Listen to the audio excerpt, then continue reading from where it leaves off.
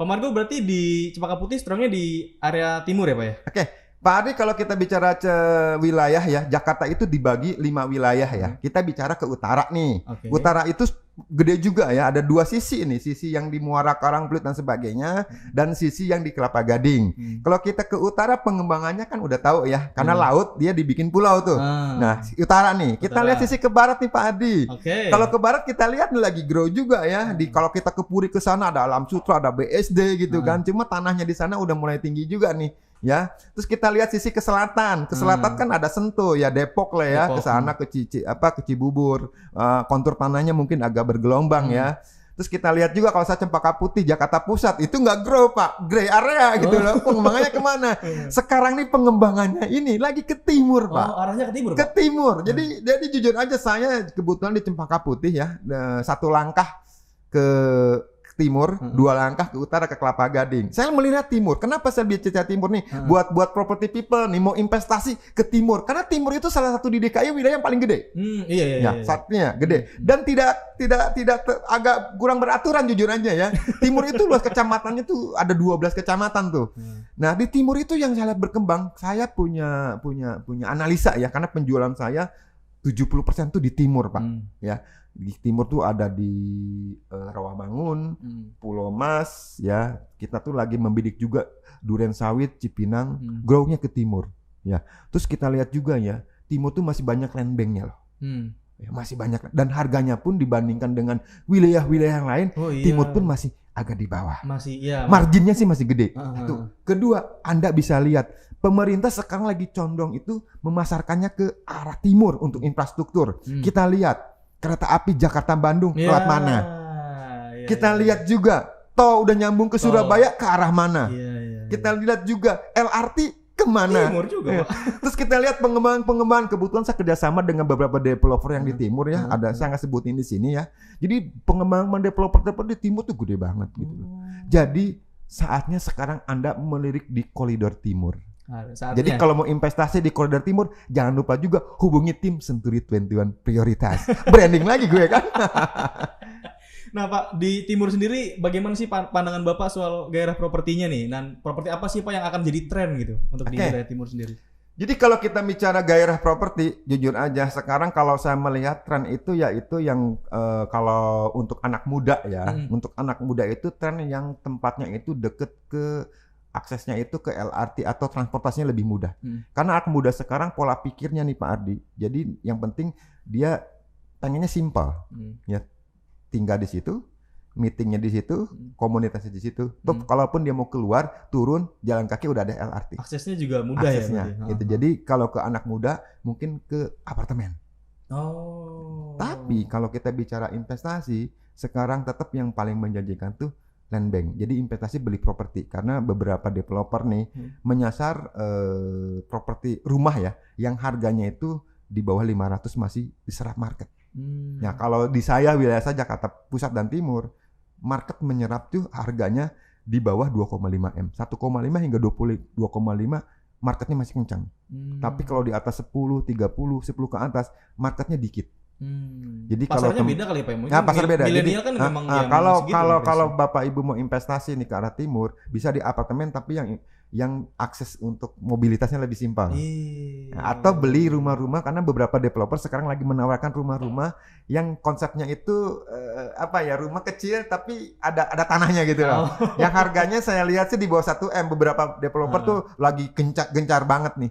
Yang harganya more or less 500 jutaan. Jadi itu boleh buat investasi itu ke arah timur Pak Ardi. Nah, kalau untuk di Jakarta Pusat sendiri, ya itu saya bilang more or less-nya di angka 1,5 hingga 2,5 yang menyerap market 3M, 4M, 5M kita masih main ada. Cuma mungkin marketnya lebih banyak di angka itu. Seperti itu Pak Ardi. Luar biasa Pak Margo. Oke. Saya mau pertanyaan yang sedikit intermezzo aja Pak Margo. Boleh ya. Oke, saya kan masih muda nih Pak. Saya masih kaum milenial nih Pak. Saya mendeklarasikan diri saya sebagai kaum milenial. Oke. Pak Margo ada saran gak sih Pak untuk kita kaum milenial itu bisa menanamkan mindset, oke, ini saatnya kita beli properti? Oke, saya kalau buat anak muda nih ya, investasi itu penting. Instrumen investasi itu banyak ya. Bisa main saham, bisa main juga emas, atau main juga mata uang asing, atau sekarang mungkin anak-anak muda pengennya juga beli mobil, gitu kan? Karena ngetren nih beli mobil gitu kan. Ingat ya, anak-anak muda nih kaum milenial, bahwa Anda itu merupakan generasi perjuangan bangsa gitu kan. Karena kaum milenial ini kemarin pemilihan umum di tahun yang lalu tuh, ini hampir 50% tuh pemilih baru. Jadi kita ingat bahwa negara kita itu ada namanya bonus demografi. Bonus demografi kenapa? Ini banyak milenial nih. Nah, kalau milenial ini sekarang belum melek investasi. Jadi saya mau sarankan ke kaum milenial harus melek investasi. Investasi instrumennya salah satu di properti. Kenapa? Contoh, kalau Anda punya uang 1 miliar, Anda hari ini beli mobil. Satu teman Anda lagi beli rumah. 10 tahun yang akan datang, 5 tahun yang akan datang, harga mobil akan berapa? Depresiasi pasti turun. Harga rumah akan berapa? Saya tidak menyusutkan orang yang di industri otomotif, maaf ya. Ini kita bicaranya nilai investasi. Tapi ada juga mobil-mobil juga yang akan naik ya. Nah, jadi intinya investasi itu kalau milenial harus dan wajib kudu mulai sekarang.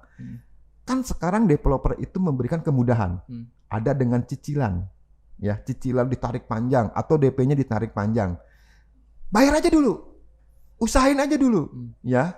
Ntar lama pasti kan kebeli. Jangan dream entar kalau udah nikah gue beli properti, entar, jangan entar. Mulai sekarang. Iya, tapi Anda pun sebagai kaum milenial harus tahu posisi di mana harus dibeli. Karena kalau salah naruh uang, cara beli itu tidak grow, itu wilayah sayang juga kan. Iya. Caranya gimana? Anda tanya nih ke Century 21 dimanapun dia beredar ya.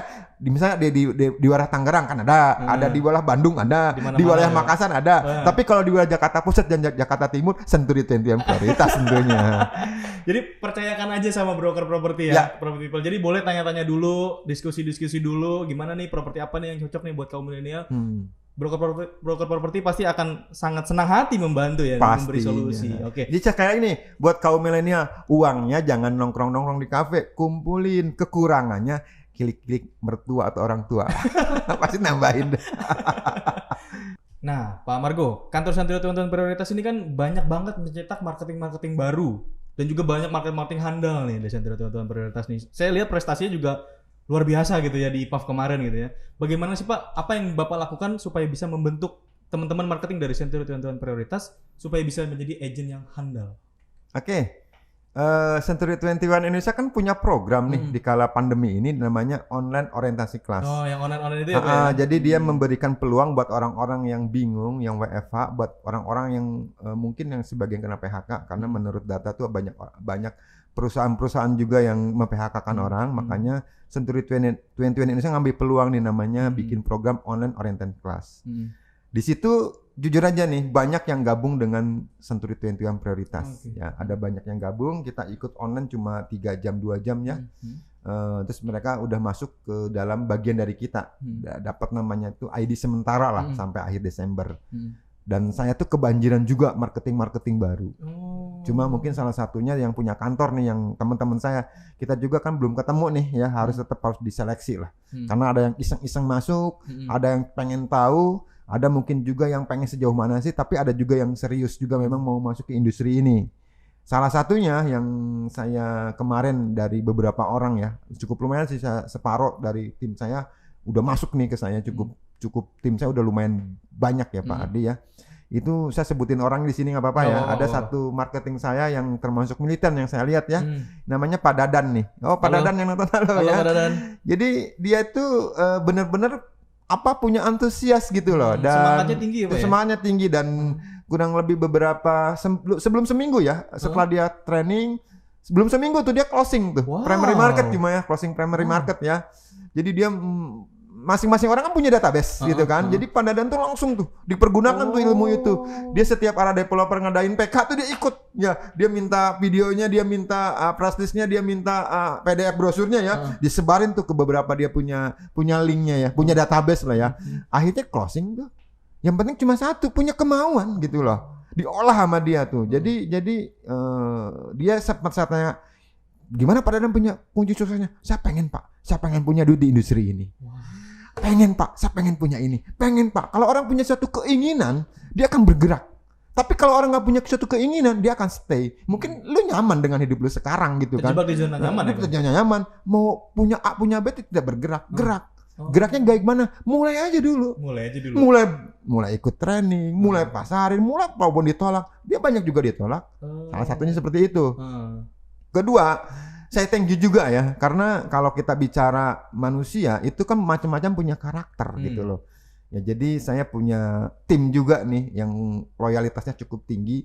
Saya thank you nih buat tim leader saya, buat Ibu Debbie. Kemarin Ibu Debbie juga kongres ya, dapat reward juga ya. Dapat menjadi top 21 nomor 18 ya.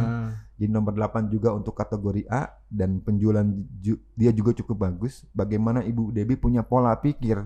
Ya dia memang seorang pengusaha gitu loh. Ya, strateginya Bu Debbie mungkin different berbeda dengan tim yang lain juga. Ada juga buat Pak Victor. Pak Victor itu dulu Gojek ya. Oh, mantan ojek online, Pak. Terus luar biasa. Dia nyoba nih datang ke kantor saya kasih peluang, saya kasih kesempatan. Akhirnya pola pikir dia berubah.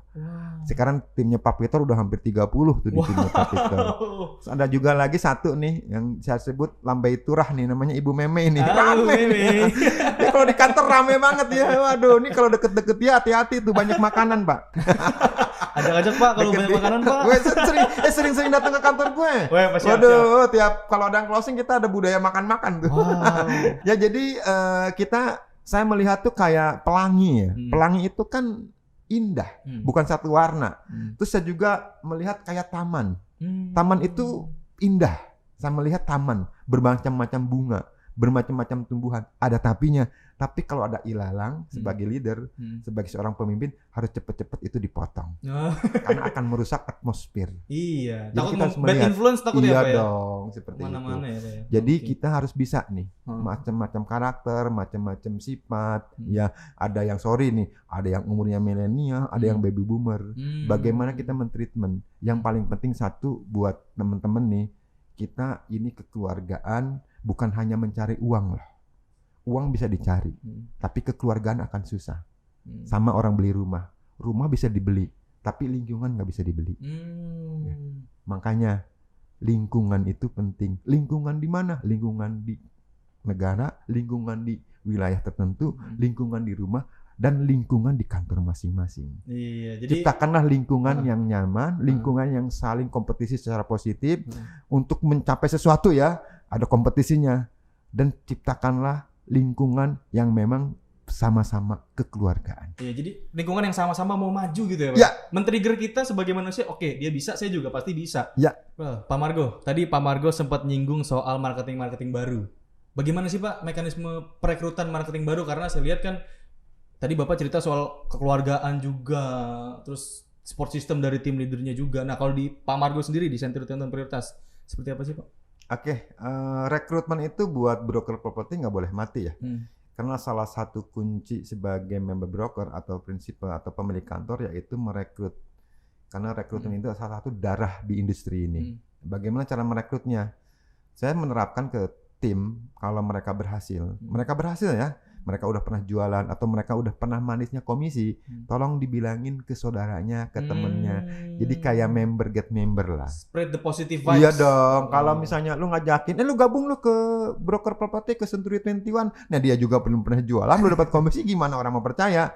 Karena salah satu motivasi yang terbaik itu ada bukti, bukan omongan. Ya bukti dia udah pernah jualan nih. Kayak Pak Victor dulu pernah jualan 14,25 miliar. Karena teman-teman saudaranya pada ikut. Karena ada buktinya.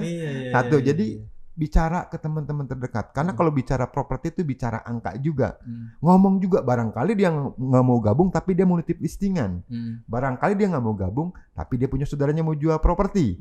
Atau dia mau beli. Jadi tetap bicara properti. Bicara dimanapun ketemu, dimanapun tetap harus bicara properti. Kalau Anda di industri properti. Ya kan, satu. Kedua, saya juga menggunakan media. Media kantor saya. Ya, ada Facebook Century 21, ada IG-nya Century 21 Prioritas, Facebook Century 21 Prioritas, ada YouTube juga Century 21 Prioritas. Saya juga ngomong di situ. Kadang kita sebulan atau 2 bulan sekali suka ngadain seminar, rekrutmen dengan seminar. Waktu dulu belum zaman pandemi, saya sering tuh ngadain tuh seminar supaya edukasi juga. Minimal dia tahu nih ada broker properti loh di wilayah kami loh. Karena nggak semua orang tuh ngerti broker properti itu seperti apa gitu loh. Ya jadi kita ngadain seperti itu. Ketiga, saya juga thank you nih buat sekali lagi buat Century 21 Indonesia. Dia kan ada namanya online orientasi kelas. Posting juga di medianya beliau Century Indonesia. Juga banyak orang mau gabung, Pak. Jadi intinya yang tadi saya bilang dari awal, branding, promosi itu nggak boleh mati. Ya kita ada di mana sekarang? Industri kita apa? Ingat Pak Ardi, kalau saya pun follower Pak Ardi, ya IG-nya atau Facebook-nya, Pak Ardi tiap minggu, tiap hari atau tiap Pak Ardi posting tuh makanan melulu, makan di sini makan. Saya berpikir, oh Pak Ardi itu suka makan. Tapi kalau setiap kali Pak Ardi postingnya, oh capek, oh hujan, oh Pak Ardi itu orang banyak mengeluh. Jadi Anda tanamkan posting Anda tuh yang tadi saya bilang konsisten, posting tentang properti. Jual properti ini, kamu mau gabung di sini, properti. Jadi mindsetnya kalau ketemu dengan Pak Ardi, oh Pak Ardi itu orang properti. Seperti itu. Jadi saya bilang ke teman saya, istilah kasarnya nih, ini lebay dikit boleh dong. Kalau dibelah dada saya ini keluarnya properti. Wow. Saking cintanya di industri ini, gitu Pak Ardi. Jadi buat teman-teman property people nggak usah takut, coba dulu aja join sebagai marketing associate di Century 21. Kita terbuka lebar ya Pak Margo ya. Rekrutmen kita jalan terus online, sekarang lagi pandemi, tidak menyurutkan semangat kita untuk bisa selalu membuka rekrutmen buat teman-teman yang mau gabung di sini nih di Century 21 pastinya. Oke. Pak Margo, saya mau bicara soal bagaimana sih Pak agen properti ini, apakah ada payung asosiasinya kah atau seperti apa? Menarik. Pertanyaannya simpel. Teman-teman nih yang property people yang lihat podcast Century 21 ya, semua industri atau semua profesi pasti ada namanya asosiasinya. Kita lihat kalau dokter apa asosiasinya? IDI kan, Ikatan Dokter Indonesia. Kalau pengacara ada Peradi kan. Kalau developer ada Ray kan, developer banyak ada 12 nih. Nah, kalau broker properti asosiasinya Arebi. Ada satu nih, baru satu nih. Arebi itu panjangan apa Pak? Asosiasi Real Estate Broker Indonesia. Jadi buat temen-temen nih yang kantor terutamanya yang belum gabung di Arebi, tolong dong gabung di Arebi. Apa sih manfaatnya gabung di Arebi? Arebi itu apa sih? Saya mau kasih tahu nih. Asosiasi Real Estate Broker Indonesia itu Arebi itu tahun 92 ya. Jadi mulai kurang lebih hampir 28 tahun ya. Dan kita itu di Indonesia sekarang ini anggotanya nih kantor ya.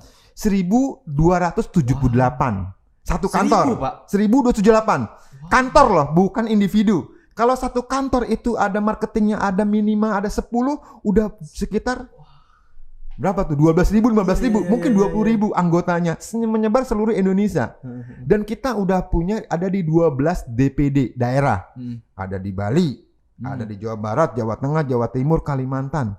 Menyebar. Target kita dengan tim nih, dengan Pak Lukas Bong sebagai ketua, kita pengen ada di 34 provinsi ya. Wow, jadi masing-masing ada. Masih gitu. Ada. Kita lagi berjuang nih, berjuang. Dan kenapa harus masuk dengan Arebi? Arebi itu adalah asosiasi yang melindungi anggotanya. Jadi kalau anggota salah satunya di bidang hukum, kemarin kita ada seminar tuh mengenai hukum, mengenai kepilotan. Kita banyak developer yang pilot, yang PKPU. Nah, itu kita belajar di situ. Satu, kedua, networking. Jaringan yang sekarang itu zamannya sekarang nggak bisa main sendiri, harus main jaringan, harus berkolaborasi. Nggak bisa kita nggak collab. Kita salah satu juga ntar harus collab juga dengan saya gitu.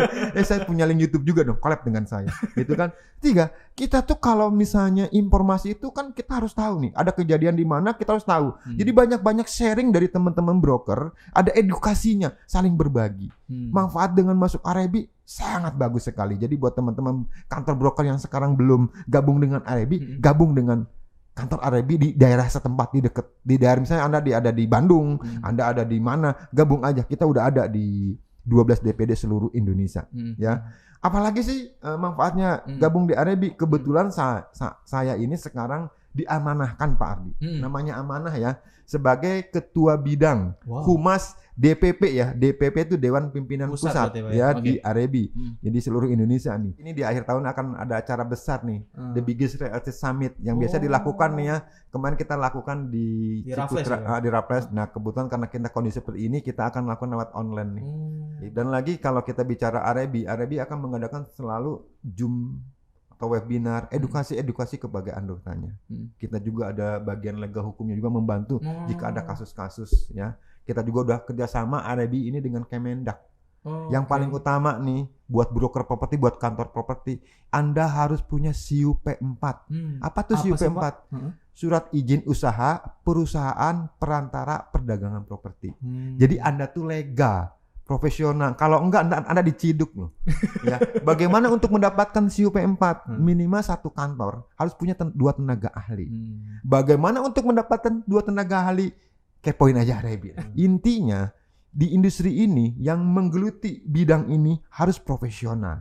Di luar negeri sana, ya pembeli penjual kadang-kadang nggak ketemunya cuma di notaris tanda tangan, semuanya diatur sama agent. Tapi di sini masih belum bisa karena ada sebagian yang bisa menjual, mungkin nih maaf nih bisa aja satpam atau ibu rumah tangga yang nggak ngerti atau broker-broker yang nggak punya apa namanya profesionalisme. Disinilah fungsinya kita Arebi untuk memajukan industri ini. Jangan sampai profesi kita itu dipandang sebelah mata.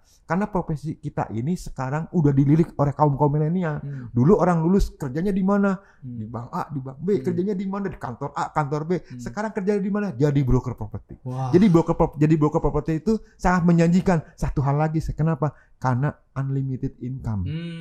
Duitnya kagak bisa dihitung. Kalau jualan, kalau ikutin sistem. Tapi kalau kagak juga ya sama aja bodong. Jadi harus ikutin sistem. Seperti apa sistemnya? Bagaimana caranya? Kayak yang tadi tuh, yang saya jelasin. Harus semangat, harus fokus, konsisten, dan harus punya tujuan. Goal tadi. Setting goal dulu ya? Iya. Wow, seru banget nih ngobrolan Century 21 podcast Century 21 kita episode 4 ini sama Pak Margo. Pak Margo, sebelum kita tutup podcast Century 21 episode 4 ini, mungkin Pak Margo ada closing statement gitu, untuk menutup sesi kita kali ini. Silakan Pak. Oke. Buat property people yang ada di seluruh Indonesia, saya mengucapkan terima kasih buat Century 21 Indonesia nih di dalam acara podcast ya. Episode keempat ini saya diberi kesempatan untuk berbagi, untuk sharing. Semoga apa yang saya informasikan, yang saya bagikan ke teman-teman menjadikan tambah wawasan, tambah semangat ya. Satu hal lagi saya cuma ingatkan, Indonesia lagi seperti ini, banyak hal yang perlu kita benahi dari tatanan segala macam industri apapun. Yang paling penting kita harus tetap punya api, tetap semangat, dan kita tetap berpikiran positif. Karena di Indonesia ini perbedaan menjadi sesuatu yang sangat membuat kita itu nggak maju-maju. Kalau kita lihat perbedaan, kita nggak bakal maju. Lihatlah persamaan. Bukan hanya maju di industri broker properti, tapi maju di seluruh lini industri, terutama di Indonesia. Semoga tahun 2030 Indonesia menjadi negara yang terbaik di Asia. Thank you. Amin. Thank you Pak Margo. Boleh tepuk tangan buat Pak Margo nih. Luar biasa sesi podcast Century 21 episode 4 kali ini. Nah, Pak Margo, sekali lagi saya terima kasih sudah sempatkan hadir di podcast Century 21 kali ini.